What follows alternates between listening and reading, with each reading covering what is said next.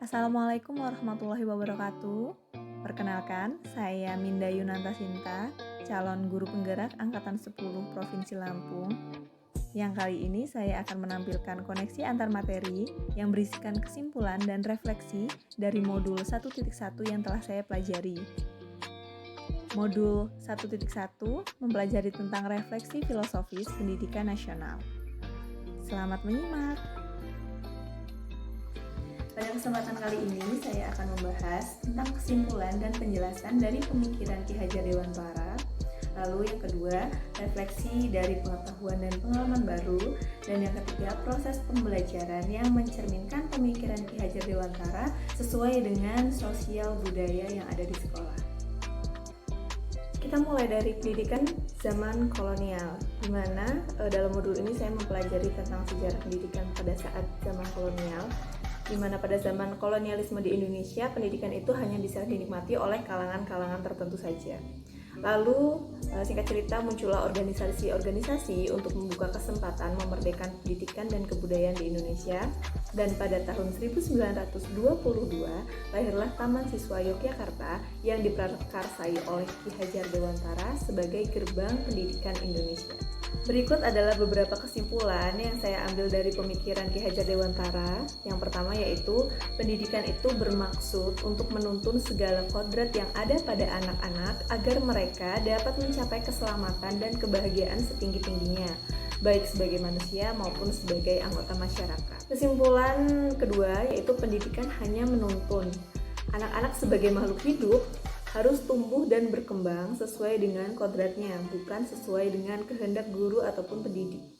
Pendidikan hanya perlu mengarahkan dan mengembangkan budi pekerti pada anak, serta menjaganya dari pengaruh-pengaruh guru. Kesimpulan selanjutnya yaitu tentang teori konvergensi, yang mana teori ini mengatakan bahwa anak-anak itu seperti kertas yang sudah berisi tulisan. Maka tugas pendidikan hanya menebalkan kalimat-kalimat yang baik dan menjaga agar kalimat buruk tidak menebal dan justru menjadi tulisan itu menjadi semakin suram. Ya, kesimpulan yang terakhir yang bisa saya ambil yaitu pendidikan perlu melatih keseimbangan cipta, rasa, karsa, dan karya pada anak melalui pemahaman diri dan pengelolaan diri agar bisa hidup sebagai pribadi berjati diri di tengah lingkungan sosial dan di tengah zaman yang terus berkembang. Berdasarkan kesimpulan yang sudah saya dapatkan dari mempelajari modul 1.1, saya mendapatkan beberapa hal yang menjadi refleksi bagi diri saya dan pengetahuan baru bagi saya. Yang mana yang pertama, kemerdekaan pendidikan di Indonesia tidak didapat dengan mudah, maka harus lebih semangat dalam mengisi kemerdekaan pendidikan dan memajukannya. Yang kedua, anak adalah seorang manusia yang harus dihargai martabat dan keunikannya, sehingga tidak bisa menyamaratakan semua anak. Yang ketiga, pendidik harus dapat mengenali peserta didiknya, agar dapat menuntun sesuai dengan kodrat dan tujuan yang ingin ditempuh oleh peserta didik. Yang keempat, sebagai pendidik harus selalu mengembangkan diri untuk mendidik sesuai dengan kemajuan zaman. Yang kelima, anak itu ibarat planet di galaksi. Mereka memiliki ciri khas dan keunikannya masing-masing. Mereka pun memiliki lintasan dan waktu berevolusi. Ataupun kalau misalnya di peserta didik itu waktu belajar ya, berbeda-beda. Pendidik itu harus mampu memfasilitasi itu. Ada beberapa perubahan yang sudah saya terapkan di dalam kelas. Akan saya sampaikan dulu sebelum mempelajari filosofi pendidikan dan pemikiran Ki Hajar Dewantara. Saya selalu menganggap peserta didik yang hadir itu di dalam kelas semuanya siap belajar dengan kondisi yang sama. Saya tidak peduli apakah siswa tersebut sedang sedih, apakah dia sedang bahagia. Yang jelas ketika mereka sudah masuk kelas, maka mereka siap untuk menyimak pembelajaran. Lalu saya menganggap peserta didik itu semuanya memiliki minat dan tujuan yang sama dalam belajar. Ternyata setelah saya ketahui mereka memiliki motivasi yang berbeda-beda dalam belajar. Selanjutnya, mengejar ketuntasan materi dengan kurang memperhatikan kemampuan peserta didik. Jadi lebih kepada ngejar materi supaya materinya bisa selesai tepat waktu.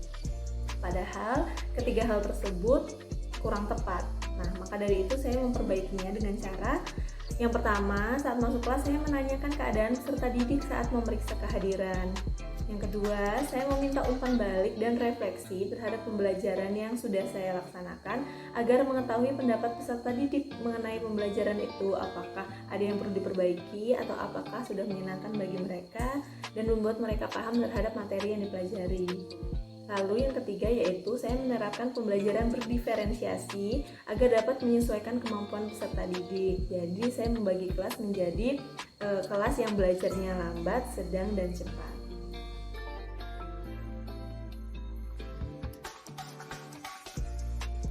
Demikian tadi kesimpulan dan refleksi saya terhadap modul 1.1 yang berjudul Refleksi Filosofis Pendidikan Indonesia. Semoga dapat bermanfaat bagi Bapak Ibu guru yang menyimak, dan saya mohon maaf apabila terdapat kekurangan atau hal-hal yang kurang berkenan. Saya akhiri, wassalamualaikum warahmatullahi wabarakatuh.